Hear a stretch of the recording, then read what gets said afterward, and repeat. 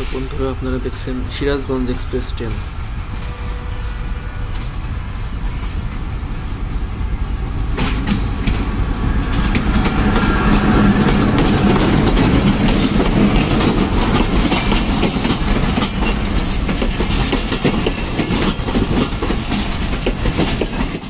ট্রেনটি সিরাজগঞ্জ থেকে ছেড়ে আসে সকাল 6টায় এবং ঢাকাতে পৌঁছায় সকাল 10টা 15 মিনিটে।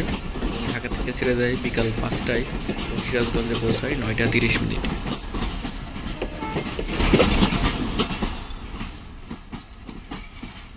কিন্তু দুঃখের ব্যাপার হচ্ছে এই ট্রেনগুলো কখনোই তাদের টাইম মেনটেন করতে পারে না, প্রচণ্ড লেট করে আসে এবং লেট করে যায়।